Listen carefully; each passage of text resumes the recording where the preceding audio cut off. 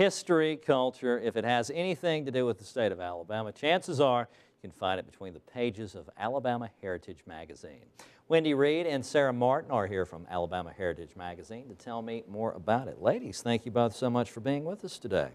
Thank you. Thank you for having us. Before we get started, I want to say this is just, it feels like you've got something. I just love the paper and the way this is put together and bound.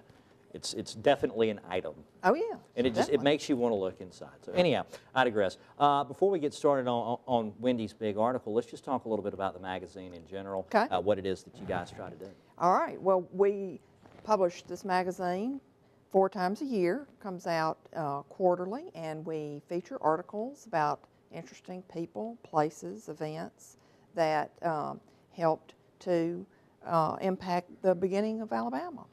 There you are. And Wendy, you have run across someone that you think is very interesting, someone that you thought was interesting enough to write a pretty lengthy article about in this edition of Alabama Heritage. Tell us all about it. Well, Joe Rumore is pretty important in media history, not just in Alabama, but nationally. He was a pioneer in reality shows before we even had the term. He was broadcasting from his basement. His family were characters on the show, and not for a couple of seasons, but for decades. Mm-hmm. He was our first super celebrity, truly, for Alabama. At one time, someone who, during World War II, was captured, was able to write one letter and sent it to Joe Rumore and asked to let his sweetheart and parents know he was okay. Wow. When he returned, he was released from Billy prison, and when he returned, they actually went on war bond tours together. But he had that kind of pull and power. He was a media mogul before we had the word, but he was a nice guy. We think of media mogul sometimes as negative. Not being very nice. Like me. But he was a really nice guy, and the most popular communicator that we had. That's why he's in a lot of Hall of Fames. Now, whenever people think, they see this black and white picture of him, and you mention World War II, you know, and you mention radio, they probably think of, oh, the ships at sea, that sort of thing. But you mentioned his family played characters in his shows, and this is classic vintage radio, where everything that happened in entertainment on a mass communication level happened on the radio, pre-television, right?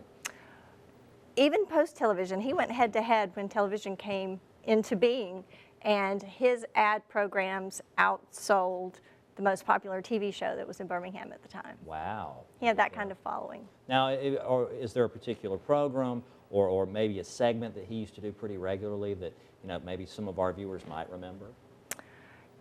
They would probably be remembered for his contests. The On Patrol was one of them, but he would tape sometimes 3 to 5 shows a day. Wow. And some of them he went down to the Greyhound station and shipped them so they could air the next day. He was simulcasting before there was simulcasting. That's pretty funny.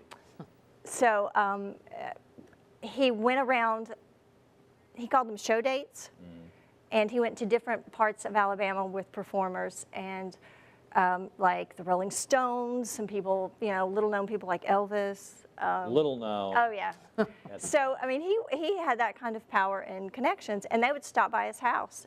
Patsy Riley debuted Harper Valley PTA in his basement studio. Oh, that's hilarious. So he was quite a popular and innovative media person before we even had the word media.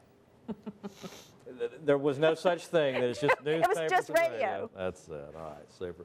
Ladies, thank you both so much for being with us today. Thank you for having us. You can find out more about Alabama Heritage Magazine online at alabamaheritage.com.